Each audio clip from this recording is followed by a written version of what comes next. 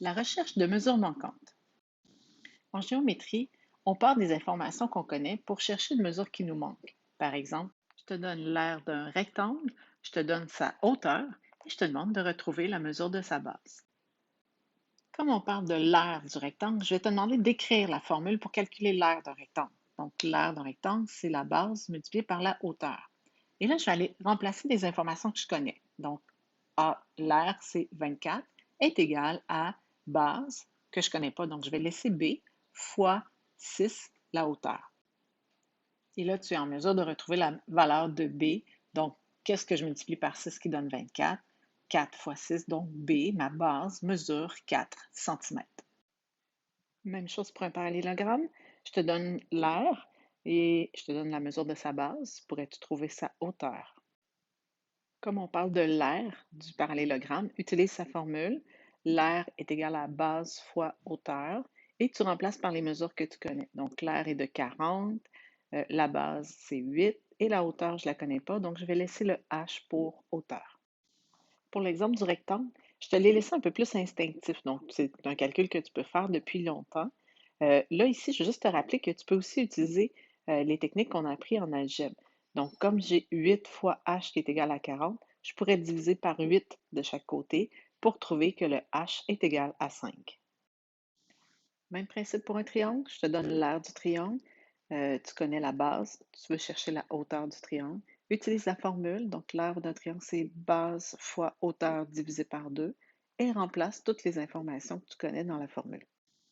Tu as des outils algébriques pour résoudre ce problème-là. Donc, je multiplie par 2 de chaque côté. Ensuite, je divise par 5 de chaque côté pour trouver la valeur de h.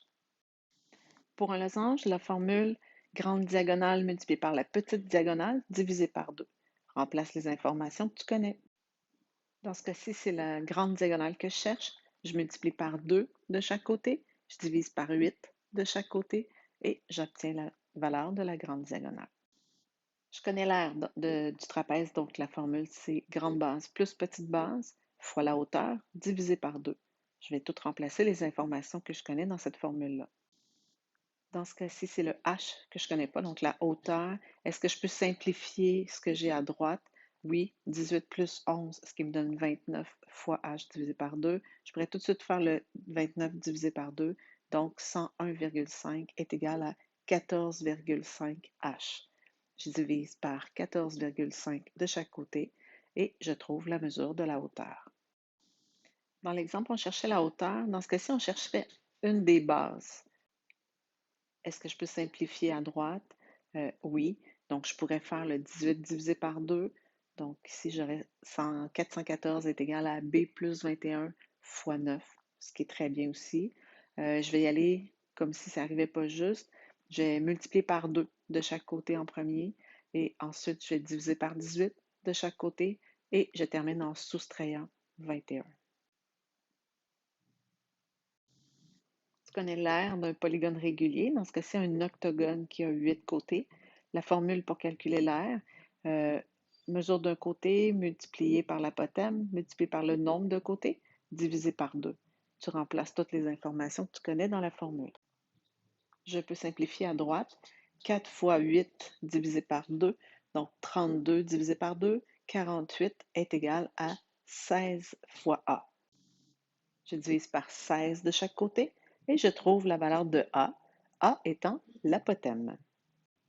La formule pour calculer l'aire d'un carré, côté fois côté, ou encore C au carré, côté au carré. Je remplace ce que je connais juste l'aire, donc 529 est égal à C carré. C'est quoi l'opération inverse de mettre au carré? L'opération inverse de mettre au carré, c'est la racine carrée. Donc, si je fais la racine carrée de chaque côté, la racine carrée de 529, qui me donne 23, et la racine carrée de C au carré, ça va me donner C. La mesure du côté de ce carré est de 23. En résumé, on te demande de trouver une mesure manquante. À partir des informations qui sont là, tu vas pouvoir la déduire.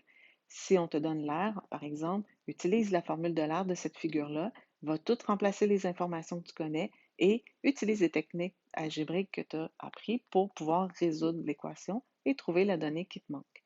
Tout comme en équation, tu pouvais valider ta réponse. C'est la même chose ici. Tu vas toujours pouvoir valider ta réponse aussi.